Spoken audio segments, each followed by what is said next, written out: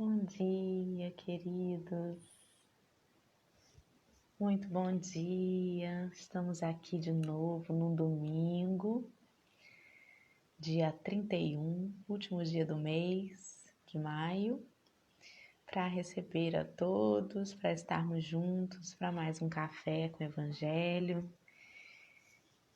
Vamos ver quem tá aí. Fabi, a Lê já chegou, vou te colocar aí. Joana, Creuza, Kátia, muito bom dia. Deixa eu pôr a Alessandra.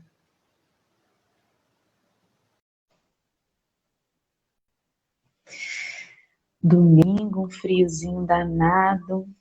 Nossa, como ela tá chique hoje, gente. Tô cansada de ser mondronga, gente. Que gatona! Tá animada nesse domingo. Tem que estar, né?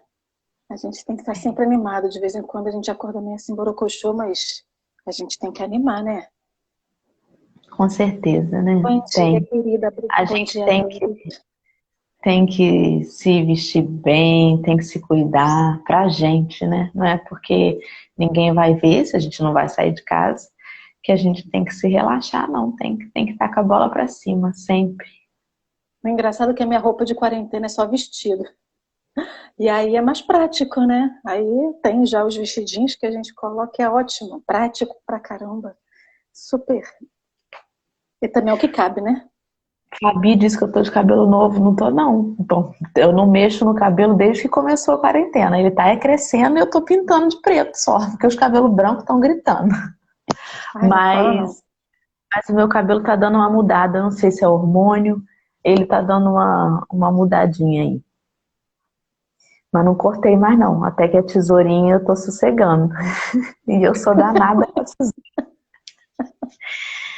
Agora, eu acho que se você viesse em outra vida, acho que você já foi cabeleireira. E daquelas que, tipo, é de mão de tesoura. Mudo bastante mesmo. E aí, estamos nós aqui, nesse Doutora, domingo. rapidinho, doutora Luiane, na sexta-feira, falou da minha caneca, né? Que é a minha caneca de Ah, girafa. Eu foi. acabei respondendo Falou. ela. Tadinha, ela não sabe que a casa é a casa da girafa, né? Que tem girafa pra tudo quanto é lado aqui na casa. É, a Alessandra gosta muito de girafa. Muita coisa. Bom dia, Sérgio. Bom dia, Plum, Val. Muito bom dia. Val também adora mudar o visual, é Ah, verdade. isso é verdade. A Val gosta. Alessandra, eu agora já te agradeci, né? Mas agora que a gente está junto aqui, eu vou mais uma vez te agradecer pela sexta-feira. Foi tão bom, foi tão gostoso. E muito obrigada por manter o café quentinho aqui pra gente, viu? Eu Foi que muito bom. agradeço, porque é muito diferente, né? Quando a gente está aqui com você, a gente acaba falando às vezes até mais do que você. E lá a gente para e tem mais atenção para a pessoa que está indo, né? Então é uma experiência diferente e é super legal. Eu gostei. Da próxima vez eu fico de novo. Com certeza. Que bom que eu tenho com quem contar, né? Não só você, eu tenho certeza que Com muitos certeza. outros amigos topariam aí na necessidade, né? O café não é meu, né, gente? O café é um projeto. Então, é de todos nós. Vamos lá.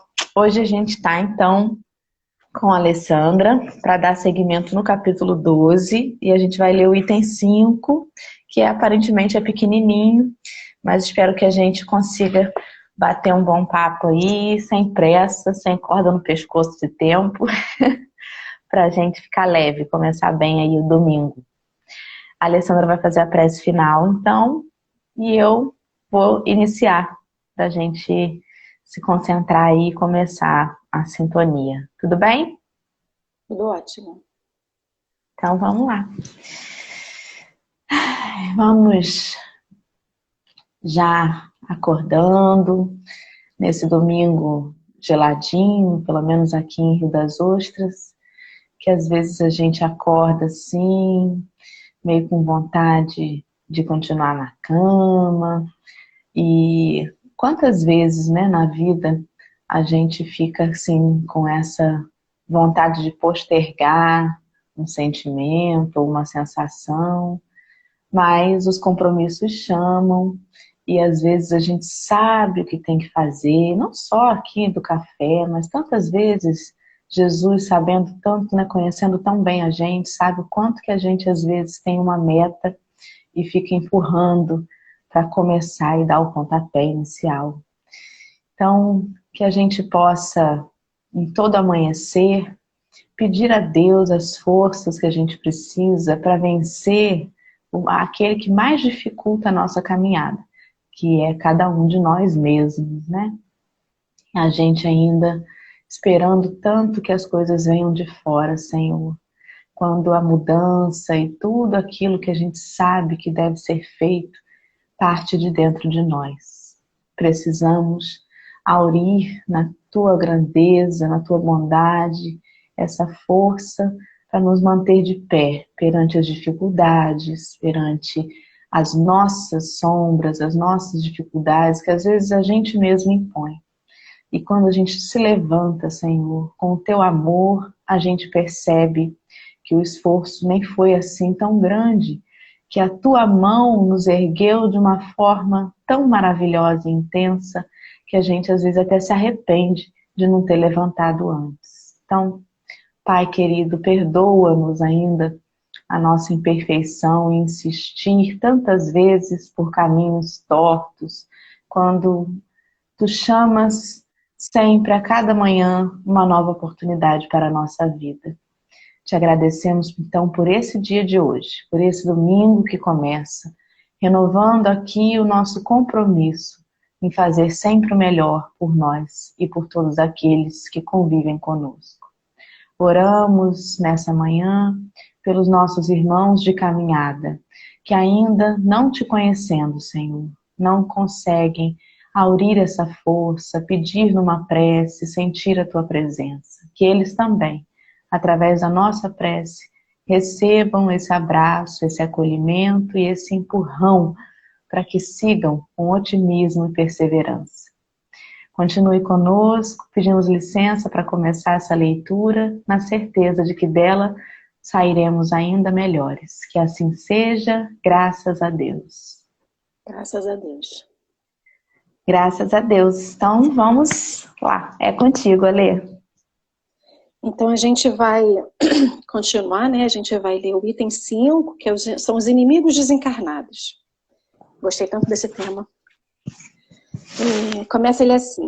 Ainda outros motivos tem o espírita para ser indulgente com seus inimigos.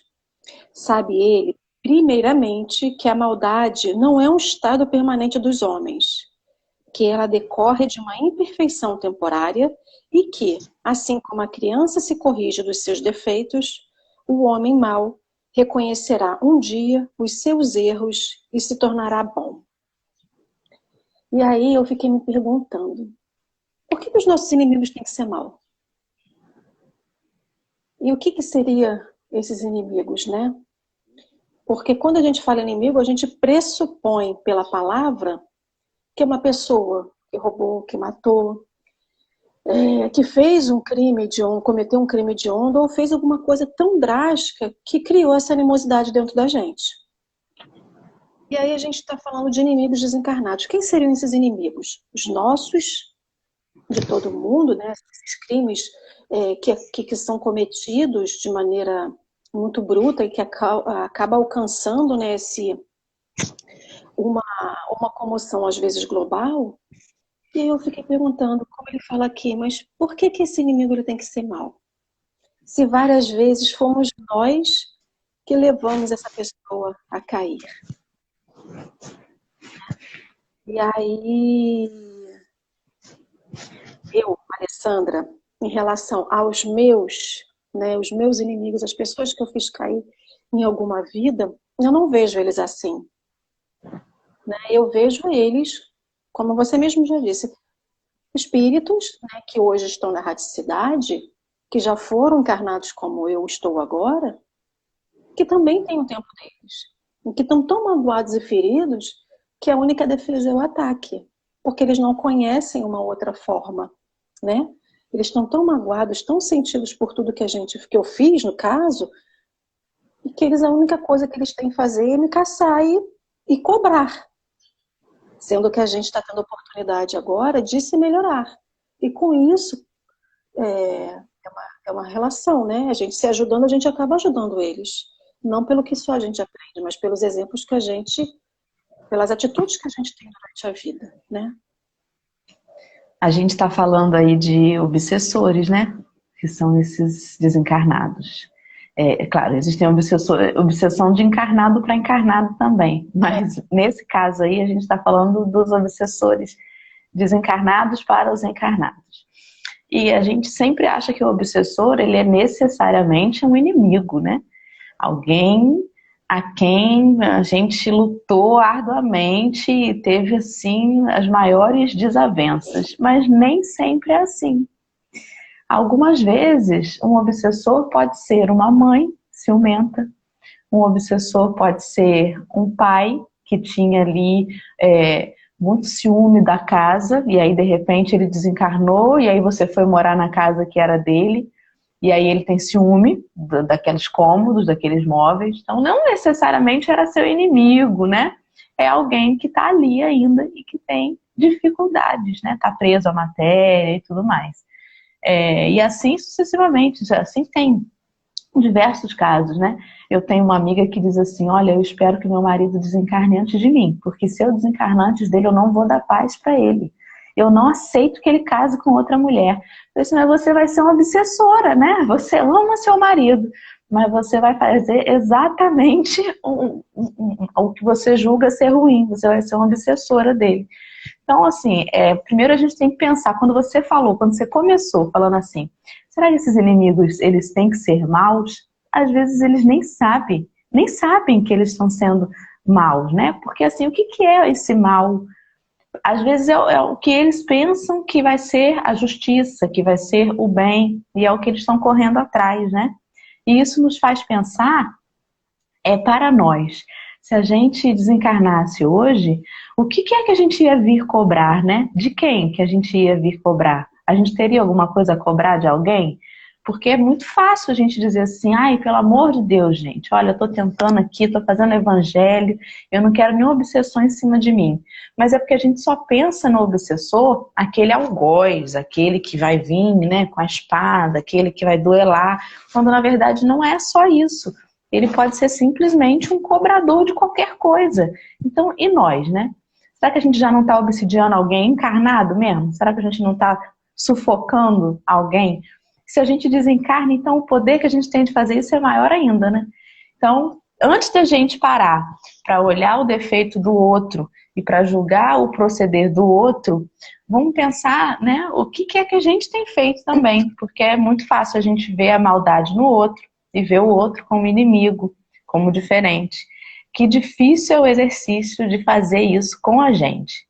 Não é um exercício fácil, imagina, né? A Dora está propondo que a gente pense na morte, né? Vou ficar fazendo exercício na minha cabeça de que, e se eu desencarnasse hoje? Mas é uma coisa a se fazer. Se você desencarna hoje, você ia fazer o quê? Você ia atrás de alguém? Você ia cobrar alguém? Você está apegado a alguma coisa na sua casa? Que de repente, se você descobrisse assim, caramba, mas eu lutei tanto para comprar isso, foi eu morrer e eles desfizeram numa hora, né? E aí? Então, tudo isso a gente tem que pensar. Eu gostei muito da maneira como você começou, né? Que me deu esse insight dos inimigos não serem necessariamente pessoas malvadas. Isso. Eu achei uma psicografia de Joana Pelodivaldo, diz que é de 2005, que foi psicografada. E aí, num dos trechos da psicografia, ela fala assim, recuperando. Aí, esse texto fala justamente sobre os inimigos desencarnados. Aí ela fala assim, recuperando a lucidez após o decesso celular, volvem à consciência as mensagens que foram armazenadas durante a trajetória orgânica, auxiliando-os na evocação de acontecimentos e feitos nos quais participaram, que é mais ou menos o que você falou, né? Quando a gente desencarna, tudo fica mais lúcido, né? Tudo fica muito mais às claras. Então, essas pessoas, quando desencarnam, elas não têm mais o fel do esquecimento, né? Lógico, não é um plim-plim e lembra tudo, né? Mas é um processo. Então, eles vão vendo tudo aquilo que a gente já foi. Ou, né, a gente está falando realmente em relação a nós, né?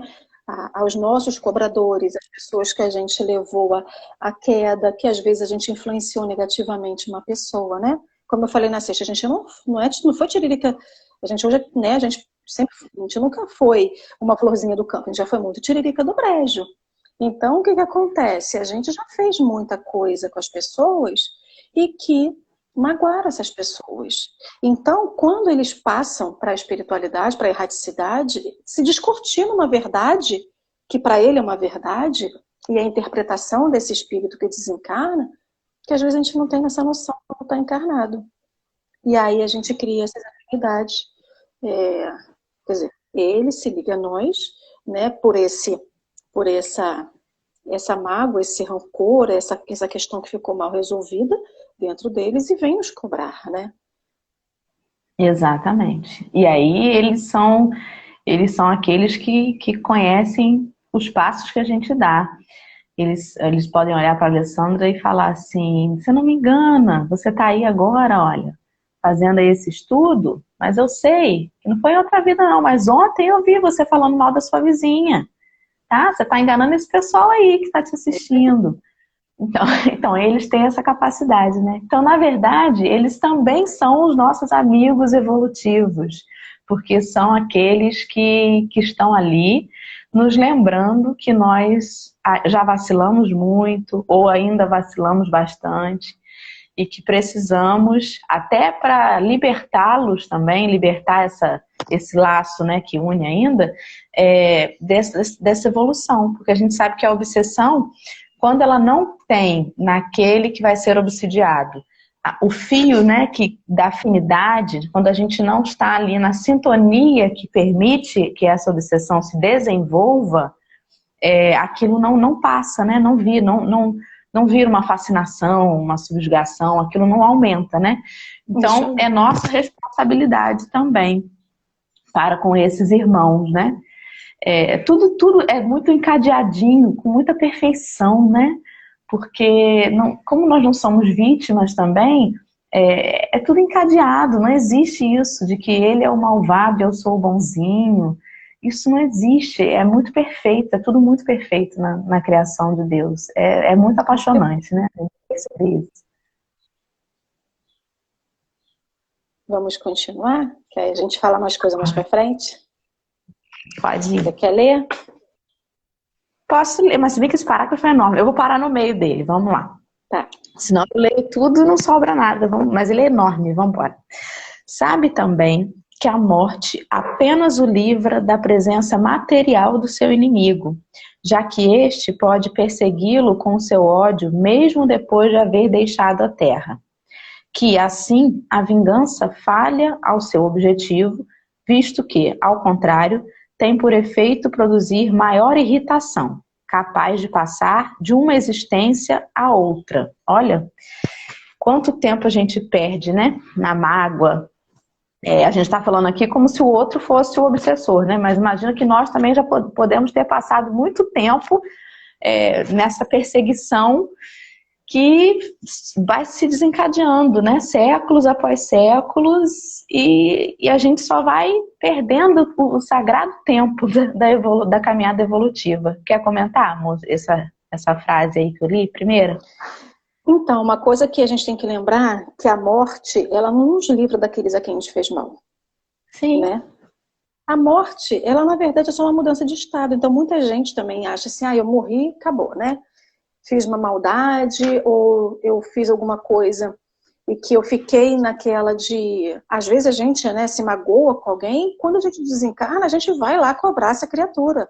Então, assim, a morte nada mais é do que abrir, descortinar aos olhos desse espírito que está desencarnando toda a verdade que às vezes a gente não conhece quando está encarnado, né? Então nada mais é do que a amplitude de tudo, né? Se amplia muita coisa. Então a morte do corpo não mata ninguém, não morre, não tem morte, né? E isso é muito importante porque a gente está aqui estudando o Evangelho à luz da doutrina espírita, e que é muito importante a gente falar da questão da reencarnação, que é justamente essa oportunidade que a gente tem, né? Não só nós hoje aqui estamos tendo essa oportunidade, mas quanto aquelas pessoas que estão nos cobrando do outro lado, na radicidade, estão nos fazendo ir para frente. Porque se a gente fica estudando e a gente quer realmente se melhorar, fazer a nossa reforma íntima, a gente vai se cobrar. Quantas vezes, né, como você falou assim, eu estou aqui lendo o Evangelho sobre os inimigos desencarnados, acaba isso tudo aqui, eu começo a xingar. A primeira topada que eu levo, assim, é o fulano que está lá me cobrando. Então, assim, aí a gente vê a oportunidade que também eles estão nos dando para que a gente se melhore. Porque, como a gente está ligado, nós somos uma corrente de elos de amor, toda vez que a gente está caminhando, eles também vão caminhar junto com a gente. Eu, pelo menos, eu convido todo mundo para lá para o suave caminho, né? Convidei para vir aqui hoje. Sempre tento, não é sempre que eu lembro não, mas toda vez, assim, eu tento sempre falar com eles, né? Pedir perdão. Eu sei que o meu pedido de perdão não vai adiantar de muita coisa, porque mais vale o exemplo do que a palavra, né? Então, eu tento ajudá-los de alguma forma, porque eu também, independente do que eu tenha feito, o que é importante hoje em dia é que eles possam caminhar também. Porque é muito fácil, a gente começa a caminhar, progredir e esquece tudo que está para trás. Né? Exatamente. Deixa eu parar só um pouquinho para poder ler os comentários aqui. A Geisa comentou lá em cima que eles são os nossos desafetos e não necessariamente maus, né? São simplesmente desafetos. Às vezes são aqueles comparsas que a gente teve de situações menos felizes, né? Que com quem a gente aprontou muito, nós inclusive, e que de repente a gente mudou um pouquinho da sintonia e não quero mais essa vida pra mim não. E ele não aceita não. Que isso? Você sempre fez isso comigo. Isso acontece muito aqui, né? Às vezes a gente tem uma turminha e aí a gente vai mudando o nosso comportamento, a nossa forma de enxergar as coisas. E aí, sem querer, você vê que você não cabe mais naquela turminha, né? E às vezes a turminha tá te cobrando. Como assim, gente? Por que você não vem mais pra cá? Por que você não sai mais com a gente? Por que você não faz mais isso? Enfim. A Joana comentou que Jesus falou, vai, reconcilia-te com o teu inimigo enquanto estão no mesmo plano. É justamente para evitar que isso fique, né, com essa coisa, né? Séculos pós séculos a gente se cobrando nessa briga entre encarnado e desencarnado. A Luiane comentou que a reconciliação é a melhor opção. O Plum disse que ainda tem irmão que torce para o inimigo desencarnar logo, não sabendo a grande oportunidade que estão perdendo. Justamente. E a Geisa comentou que pedir perdão é importante, mesmo que o nosso desafeto não entenda ainda, né? Que a Alessandra comentou que pede perdão, mas acha assim que às vezes nem vai entender, né? Ou não vai surtir muito efeito. Mas eles com certeza, pedra mole, como é que é? Água mole em pedra dura, tanto bate até que... Pois é. A gente tenta, né? A gente só não pode ficar parado achando que porque a gente está aqui em planos diferentes, a gente não tem como ajudar, né? Na verdade, o que faz o outro compreender isso, né? Essa água mole na pedra dura, ela está muito mais envolvida no sentimento. Porque se a gente está assim, me perdoa, pensando assim, sai da minha cola, pelo amor de Deus, que eu já não estou nessa vibe mais, né? Me deixa, me esquece, isso. Aí dificilmente, né, a gente vai se livrar, porque ele sabe que não é esse o sentimento, ele está ali desencarnado, ele vê tudo que a gente está plasmando, né, no nosso pensamento. Então ele sabe quando isso é sincero ou não. Com certeza. É o que vai no nosso coração de verdade, né? Mesmo que seja uma coisa muito pequena, né? É importante, não adianta a gente querer amar de uma hora para outra. Mas se a gente pelo menos não desejar o mal, não querer essa vingança, isso já é o início de alguma coisa, né? Com certeza. Se não temos capacidade de amar ainda, tudo bem, a gente se permite não amar. Mas o que a gente não pode se permitir é desejar o mal. É o primeiro passo. Não dá para fazer tudo de uma vez, mas esse é o primeiro passo, com certeza. Isso aí. Quer continuar de onde eu parei? Você parou de uma existência a outra, não é isso? Isso, exato. Cabia ao Espiritismo demonstrar, por meio da experiência e da lei que rege as relações entre o mundo visível e o mundo invisível, que a expressão extinguir o ódio com o sangue é radicalmente falsa, que a verdade é que o sangue alimenta o ódio, mesmo no além-túmulo.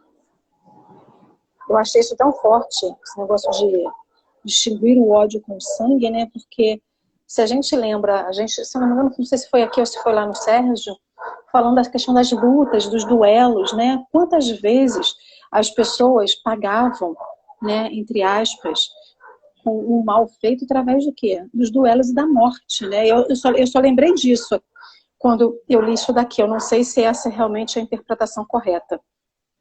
Mas ele mesmo já fala, né?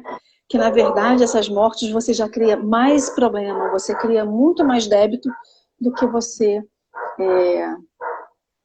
corrige algum erro, né? Que é o que se tinha até muito pouco tempo atrás aí na Terra. Ainda tem, né? Porque a pena de morte é algo semelhante, né? Você acha que você está dando a maior penalidade para o sujeito.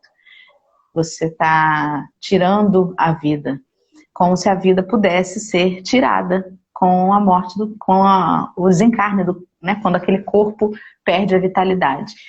E a gente sabe o quanto que isso é sério, né? E o quanto que a gente ainda precisa, enquanto humanidade, respeitar isso. Porque a gente fala assim, aqui no Brasil não tem isso, né? Isso é lá no outro país.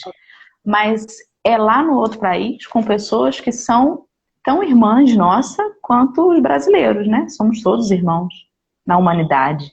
Então, enquanto o mundo permite que em algum lugar isso aconteça, todo mundo está comprometido com isso, né? Não é porque o nosso país não tem. Dora, mas como é que eu vou mandar num país lá não sei de onde? Como é que eu vou fazer? Mas isso é um sentimento coletivo.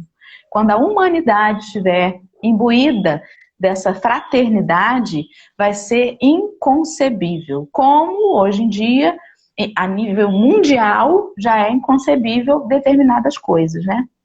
A gente já percebe que algumas coisas a gente não tolera mais. Ninguém vai botar uma arena com um leão e colocar um sujeito lá dentro para ser degolado.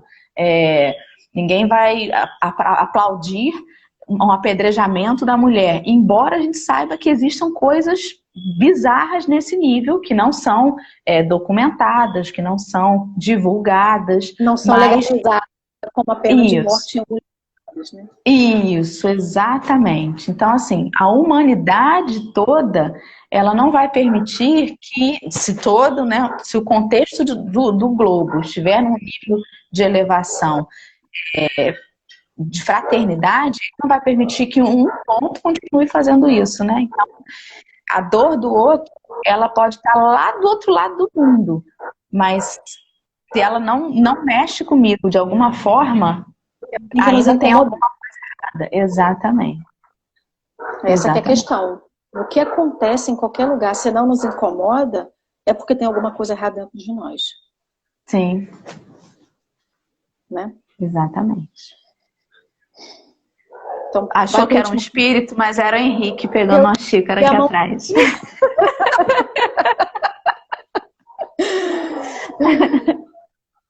Você quer ir para o último trecho, essa parte final? Posso fazer. Vamos lá. Obrigada, meu amor.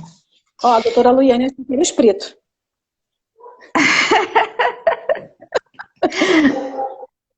Vamos lá. Cabia-lhe, por conseguinte, dar uma razão de ser positiva e uma utilidade prática ao perdão e ao sublime preceito do Cristo. Amai os vossos inimigos. Não há coração tão perverso que, mesmo sem se dar conta, não se mostre sensível ao bom proceder.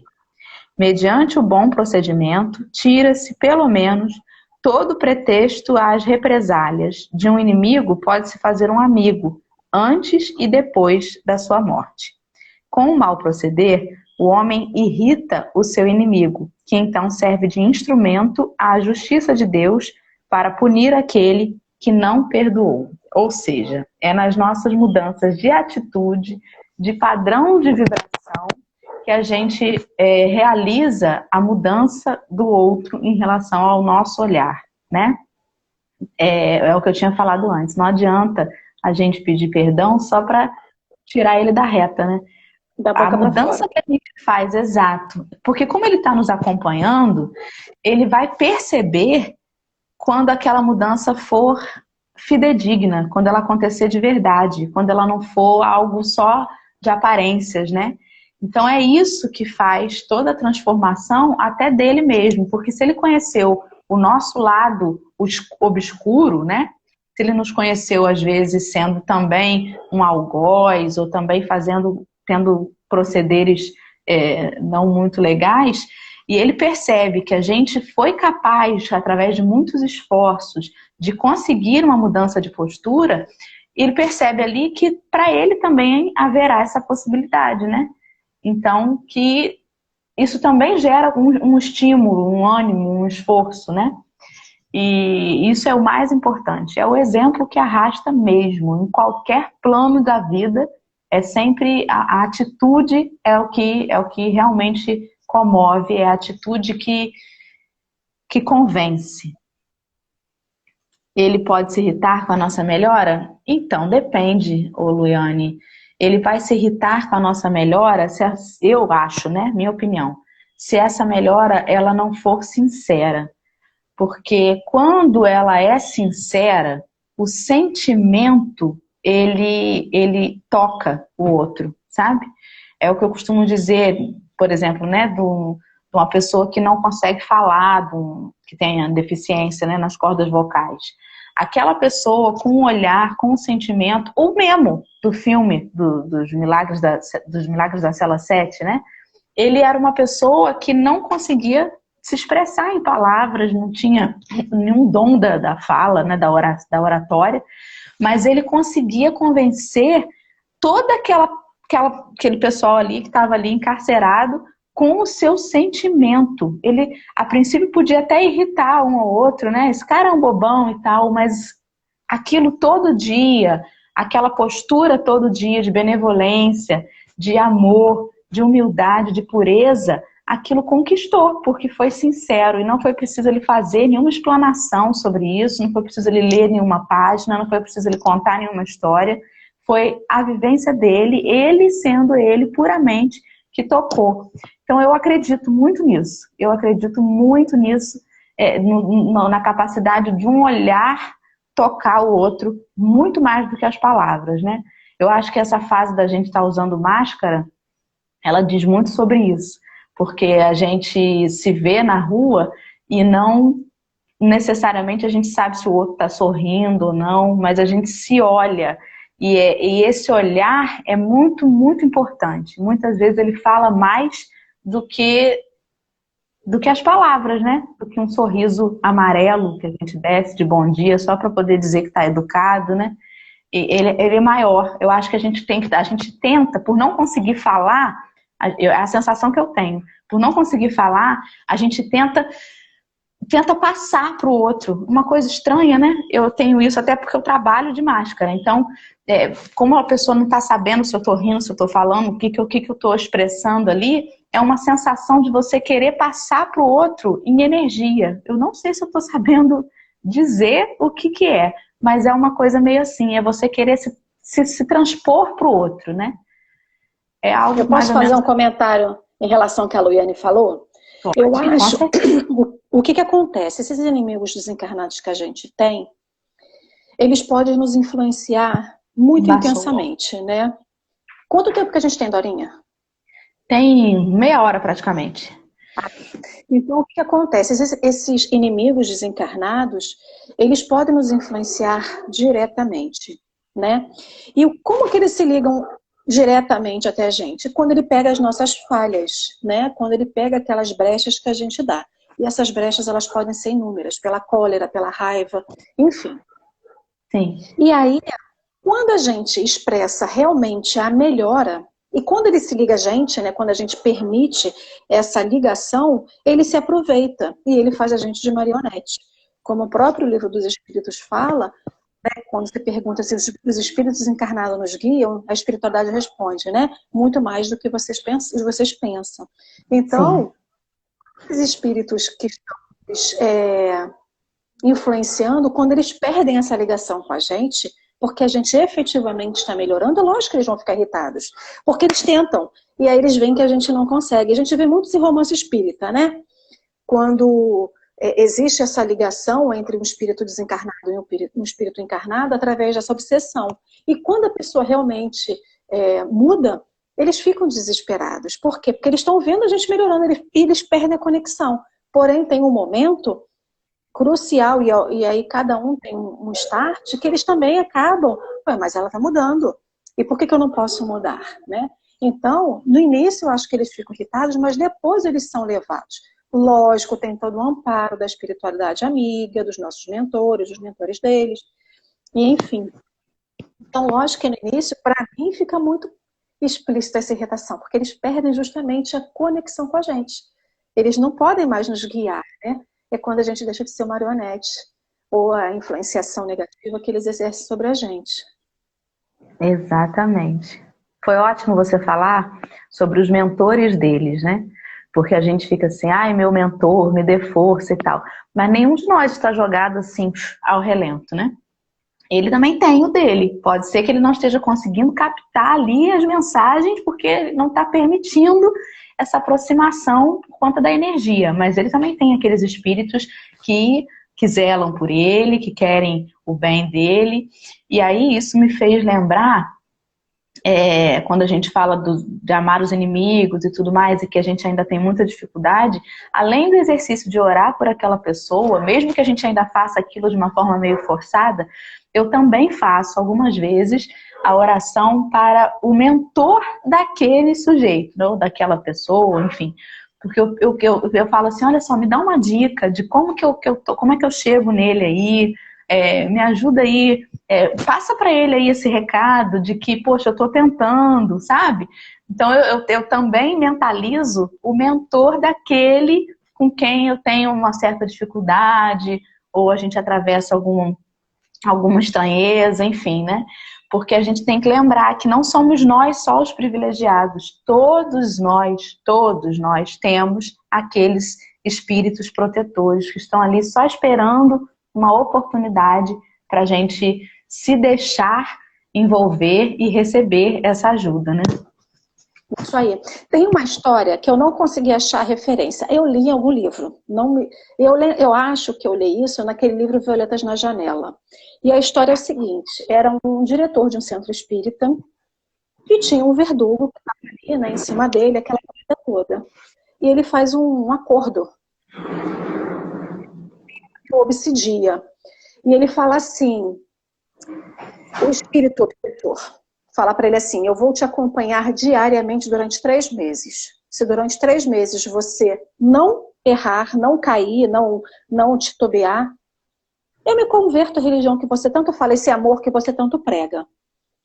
E aí o espírito, lógico, né, aproveitando que estava os 3 meses com ele, ia lá, ficava entisicando ele, né, e ficava afinetando, e ele lendo os livros dele, ele ia na casa espírita, enfim.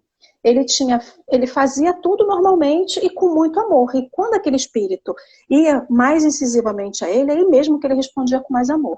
Depois de 3 meses, esse espírito se curva diante dele e fala, né, diante dessa situação, e fala, realmente, você me provou que o amor existe e que você me ama. Era alguma coisa assim. E essa história eu nunca mais esqueci. Né? Porque eu fico assim, gente, se alguém chega pra mim e fala assim, olha, eu vou te acompanhar durante 3 meses, se me acompanhar durante um dia, tadinho de mim, eu tô ferrada, né? Quanto mais 3 meses. Mas é uma história muito linda, porque esse espírito conseguiu, através do exercício do amor, e eles viraram amigos. Por quê? O espírito obsessor estava ali com ele durante 3 meses, não tinha como não ser amigo, se tornar amigo. E ele começa a sentir simpatia por aquela pessoa, né? Então criou-se ali um laço de amizade que agora nem o tempo destrói. Vão ser espíritos amigos até para sempre, né? Exatamente. 3 meses. Justamente, doutora Loinha, estou lascada. Se durante um dia já está ruim, continua 3 meses. Às vezes Deus faz com a gente aquilo que a gente faz com as crianças, né? Abraça um outro, pede desculpa, abraça. Pois é, deixa a gente juntinho. Ah, é? Vocês não vão fazer as pazes? Não, agora vocês vão ficar juntinhos. Olha, eu peguei umas mensagens que eu achei muito interessante de alguns livros, porque nesse livro aqui, olha, ele sugere algumas leituras complementares. Isso. Eu achei super fantástica, porque é uma coisa que acho que a gente tem que lembrar acima de tudo, somos todos feitos da mesma centelha divina. Somos todos filhos do mesmo pai, somos todos irmãos do mesmo irmão. Então, o amor que Deus tem por nós, ele vai ter por qualquer outra pessoa. Seja aquela pessoa que cometeu o crime mais hediondo, ou a pessoa que fez a benevolência, a bondade, a caridade mais extrema do mundo. Então, da mesma forma que Deus amou Francisco de Assis, amou Chico Xavier, ele vai amar o nosso verdugo ou aquela outra pessoa do mesmo jeito. Isso que é muito importante. Saber que somos todos iguais, né? Iguais perante a Deus. Porém, cada um no seu tempo e cada um dentro da sua realidade, né? Eu acho que é a primeira grande lição que eu acho que a gente tem que ter. E é uma coisa que eu falei, né? Essa questão da ligação dos espíritos conosco, né? Então, como você mesmo falou, né? A gente fica assim, olha, sai daqui, perdão, mas sai daqui, desencosta, né? Vai para longe. Aquela coisa toda. Aí tem o livro, que é o Espírito da Verdade. É da mensagem 83 e fala assim, nossos irmãos. A gente não lembra, né, que esses inimigos são nossos irmãos, né? E é uma mensagem do Espírito de Albino Teixeira, eu só peguei o trecho. Ele fala assim, um pensamento de simpatia e de amor para os nossos irmãos que se recuperam. Então, que a gente tem que ter um pensamento de simpatia e de amor. Muitos são chamados criminosos, mas, na verdade, eles só foram doentes. Não existe o desacerto, alimenta-lhes a esperança. Enfermos graves da alma, todos nós fomos ontem. Rende, pois, a Deus se já podes prestar auxílio. Porque, se chegastes ao grau de restauração em que te encontras, é de certo, alguém caminhou pacientemente contigo, com bastante amor de servir e bastante coragem de suportar. Então, assim, a gente já teve auxílio. Se a gente consegue estar aqui hoje, com a clareza que a gente tem, né, podendo estudar uma doutrina que prega o amor, uma doutrina consoladora que nos diz, olha, você errou, mas você tem oportunidade, e para aquele outro que se julga sem oportunidade? Alguém também caminhou do lado, também está caminhando do lado dele, se caminhou com a gente, por que a gente não pode caminhar? A gente não tem que ter a pretensão de ser mentor espiritual de um inimigo desencarnado. Porém, podemos ser, da mesma forma que a gente tem os nossos amigos encarnados, que a gente liga, pergunta se está bem, por que a gente não pode, de vez em quando, se conectar a ele? Né? Enviando mensagens de coragem. Pode falar. Não, é isso. Tem várias outras mensagens. Eu achei muita coisa legal. Aqui. Como a gente assim, tem o véu do esquecimento, a gente não faz ideia de quem sejam esses amigos, né? E às vezes a gente fica pensando que são amigos lá de um passado muito distante, e às vezes não são, não. E às vezes são amigos que a gente construiu ali há 1 ano, 2 anos atrás, num hábito que a gente tinha, numa vida que a gente levava, em que ele se aproveitava das nossas energias, porque comprazia, né? Dava satisfação. Por exemplo, né? Envolvidos em entorpecentes ou, enfim, prazeres da carne. E aí você tinha ali aqueles companheiros que se ligavam a você porque gostavam dessas energias. E aí, de repente, você mudou de postura, você mudou de sintonia e eles estão aí. Como assim, gente? A gente estava aí na maior parça esse tempo todo e agora você não está mais? Então, não necessariamente são desafetos de outras vidas. A gente fica procurando muito lá atrás, né? Mas pode ser que sejam amigos recentes que a gente fez agora. E não dá pra gente saber. É difícil. Dora, mas como é que eu vou pedir perdão? Eu não sei nem quem é, eu não sei nem o que eu fiz, eu não sei nem o que me liga, né, a esse irmão. Na verdade, é o sentimento do Ho'oponopono, que vocês colocam de vez em quando aqui, é de você jogar isso para o universo, sabe? Lá para quem que eu já fiz alguma coisa, porque às vezes a gente magoa as pessoas e nem se dá conta que magoou. Às vezes a gente magoa um irmão encarnado, né? Num dia em que a gente acordou azedo e aí sem querer a gente não ouviu um bom dia, não respondeu, ou sei lá o que a gente fez, e às vezes numa resposta atravessada que a gente deu e que a gente nem se deu conta, a gente magoou alguém, né? Então, a gente não sabe. Então, é um exercício diário de você jogar para o universo esse sentimento de perdão.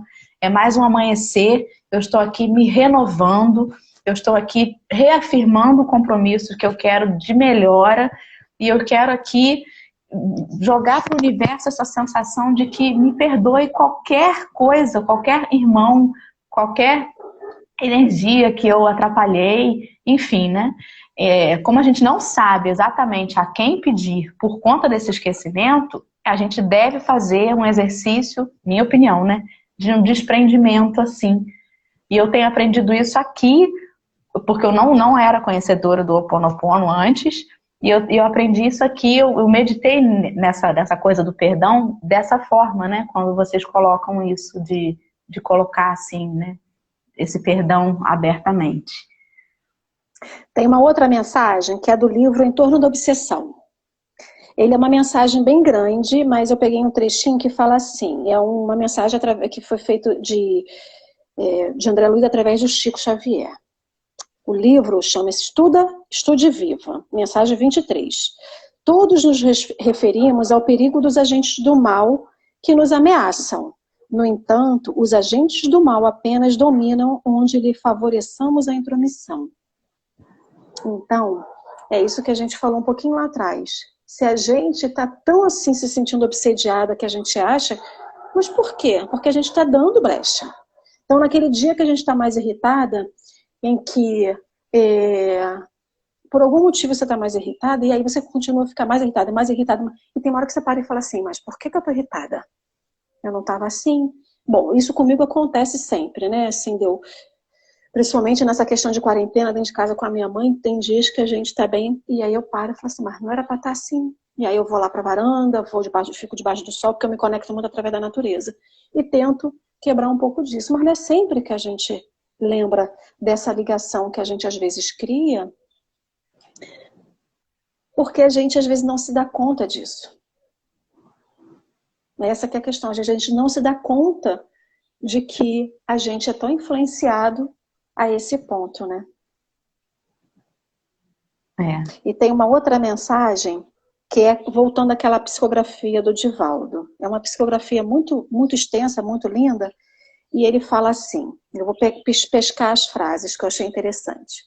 Nunca desperdice a oportunidade de ser aquele que cede em contendas inúteis, quão perniciosas, de oferecer compreensão e compaixão em todas e quaisquer circunstâncias que se te deparem, de ser aquele que ama apesar das circunstâncias perversas, de silenciar o mal a fim de referir-te aquilo que contribua em favor da fraternidade, de perdoar mesmo aquilo e aquele que aparentemente não mereçam perdão. Nunca te canses de confiar em Deus, seja qual for a situação em que te encontres. Vestindo a couraça de fé e esgrimindo os equipamentos do amor, os teus inimigos desencarnados não encontrarão um campo emocional nem vibratório em ti para instalar as suas matrizes obsessivas, permitindo-te seguir em paz, cantando a alegria de viver e iniciando a nova era de felicidade na Terra. Então, não é fácil. A gente está aqui falando dessa questão de amar os inimigos, de perdoar. A gente não sabe que é fácil, porque a gente não consegue perdoar a gente da nossa família. Não é fácil, ninguém está dizendo que é fácil. Porém, Deus nos deu vários instrumentos para que a gente possa tentar, pelo menos. Eu acho que a gente tem que tentar. E como a gente já falou aqui, água mole, em pedra dura, tanto bate até que fura, porque vai ter um momento que vai fluir. Porque a gente vai tentar. Porque se a gente nunca iniciar, a gente nunca vai saber como seria. A gente fica perdendo tempo na hipótese. Ah, mas se ele não aceitar o meu perdão? Ah, mas se ele não fizer aquilo. Mas quando a gente faz, a gente entrega. Se o outro vai aceitar, é uma questão do outro. Inclusive os nossos irmãos desencarnados. Mas a gente tem que oferecer, a gente tem que enviar o nosso amor, o nosso carinho, o nosso respeito, o nosso afeto, ou o sentimento bom que a gente possa dar. E aí fica a critério dele aceitar ou não, mas a gente está enviando. Exatamente. Né? Porque assim, tem uma pergunta, né, que as pessoas fazem assim, poxa, mas e se não me perdoarem, como é que vai ser? Eu vou ficar o resto da vida, da eternidade, atrelada a esse espírito, porque ele não me perdoa? Na verdade, não. Porque aquele que cede o perdão, ele se liberta também. Né? Quando você perdoa, você se liberta. E quando você pede perdão, você se liberta também. Porque quando você pede o perdão, você reconhece a sua parcela de responsabilidade naquilo, você se coloca na posição de quem vai se redimir daquilo, e de acordo com a sua vivência, com a mudança da sua atitude, você realmente se resignando e realizando essas transformações, você se liberta. E essa conexão se desfaz. Então, infelizmente, é aí que o outro, se não tiver sido tocado por essa transformação, ele fica para trás. Então a gente não fica aprisionado para sempre até que o outro nos perdoe, né? Não é assim que funciona. Mas uma hora, todos nós vamos experimentar essa sensação. Alguns são mais teimosos, demoram um pouco mais, outros um pouco menos. Mas se a gente fizer a nossa parte, e não no sentido de desejar que a gente se afaste daquele irmão, mas no sentido dessa libertação, de libertar o outro também para que ele possa evoluir, aí a gente automaticamente evolui. Ninguém atrapalha a evolução de ninguém, né? Às vezes o irmãozinho fica assim, não vou deixar ele evoluir. Ninguém atrapalha a nossa evolução. A gente não pode colocar a culpa em ninguém. Ah, eu não fui mais no centro. Nós mesmos, né? Não fui mais no centro porque meu marido não sei o que. Mas ir no centro não tem nada a ver com a nossa evolução. Seu marido não impedia você de ir no centro, mas não impedia você de fazer uma prece em casa, não impedia você de melhorar seu comportamento. Então, às vezes, a gente terceiriza, né? Eu só não faço isso porque fulano, eu tenho que tomar conta de fulano. Ou porque, enfim, a gente vai dando desculpas, quando, na verdade, é só a gente, né? A gente é o responsável. Ninguém tem o poder de atrapalhar a nossa caminhada evolutiva. Pelo contrário, todos que estão ali estão justamente para que a gente consiga desenvolver e melhorar nessa caminhada evolutiva. Ninguém está no nosso caminho por acaso, né? Ninguém está para trabalhar, para atrapalhar. Para trabalhar, sim.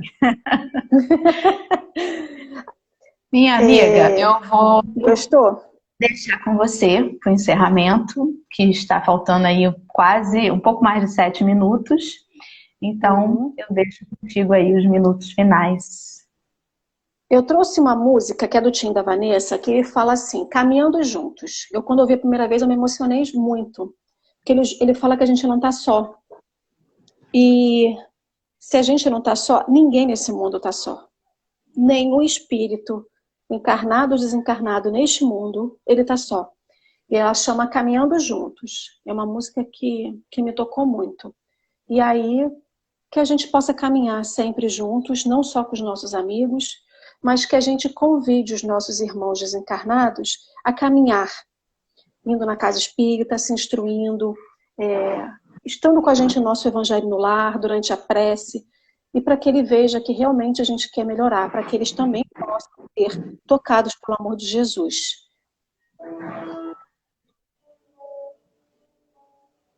Dá para escutar? Eu escuto bem longe. Então deixa eu tirar aqui.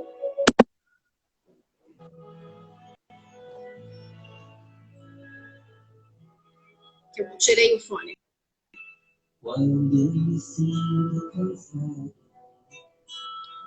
olhando as trevas que devo enfrentar. Eu não consigo ouvir a letra. Não. Deixa eu te dar uma dica. Rapidinho, deixa eu te dar uma dica. Bota o fone de novo e bota o microfone do fone. O microfone do fone, você bota perto da saída do som. Sai mais limpo. Tá. Vai aí. Tenta de novo. Peraí. Que eu tô na televisão. Aí é mais fácil para mim. Melhorou.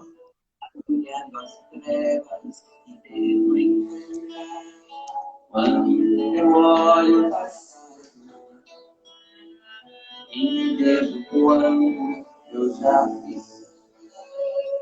Quero saber quem sou eu, saber quem me fez, que estou aqui. Ouço uma voz que me diz, traga respostas e juntos. Quem sou eu que não vê que a chuva não escolhe o solo e vai irrigar e descedentar? Apenas cumpre sua missão e os ventos divinos irão te levar. Quem sou eu que não vejo amar um ser encantado que chama de mão e sente a mão e dizendo que juntos iremos mais longe, possa sonhar. Quem sou eu que não vê que meu Deus acima de tudo vem cuidar de mim? Quem sou eu? Sou eu tão feliz, mas eu já descobri que eu tenho você.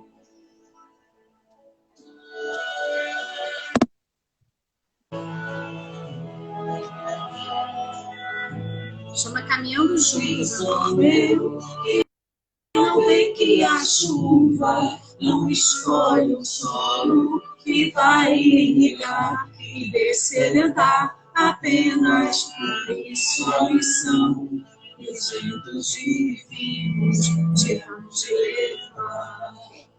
Quem sou eu que não vê que ao lado um ser encantado me chama de irmão e me estende a mão, dizendo que juntos iremos mais longe, que eu possa sonhar. Quem sou eu que não vê que eu, Deus, acima de tudo, vem cuidar de mim? Quem sou eu? Sou um ser tão feliz, pois eu já descobri que eu tenho você. Quem sou eu que não vê que meu Deus, acima de tudo, vem cuidar de mim? Quem sou eu? Sou um ser tão feliz, pois eu já descobri que eu tenho você. Quem sou eu? Sou um ser tão feliz, pois eu já descobri que eu tenho você.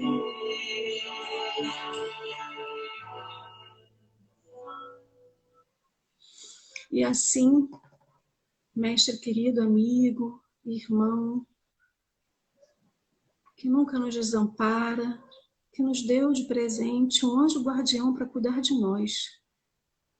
Como todos os seres, habitantes desta terra, encarnados ou desencarnados, também têm o seu anjo guardião. Então, nesse dia, nessa manhã tão linda desse sol saindo, que os nossos anjos guardiões possam receber o nosso abraço de gratidão, o nosso abraço de amor. Que a gente sabe que a luta, que a nossa caminhada não é fácil e o quão rebeldes somos às vezes. E eles estão incansavelmente ao nosso lado, nos orientando, nos iluminando, nos estando a todo momento a que a gente possa melhorar. Que a gente possa se tornar um pouco mais sensível aos nossos anjos guardiões, ouvindo o que eles têm a nos dizer. E hoje, como nós tratamos do assunto dos nossos inimigos, nossos irmãos que estão na radicidade, que ainda se encontram, às vezes perdidos, às vezes desligados a mágoas, que a gente possa, a todo momento, pedir perdão, não só com as nossas palavras, mas com as nossas atitudes, que possamos efetivamente caminhar juntos, como irmãos que somos, nessa terra tão linda e maravilhosa. Senhor, abençoe a todos nós, Abençoe a todos aqueles que estão aí fora, trabalhando enquanto a gente pode estar em casa. Protege-os. Dê a eles a força, o amparo, a coragem e a fé. E para nós, que a gente também não esmoreça durante a luta. Que a gente possa permanecer com fé, com esperança e com resignação diante de tudo que nós temos vivido. Que esse dia possa ser um dia de muita luz, de muita saúde para todos, de muita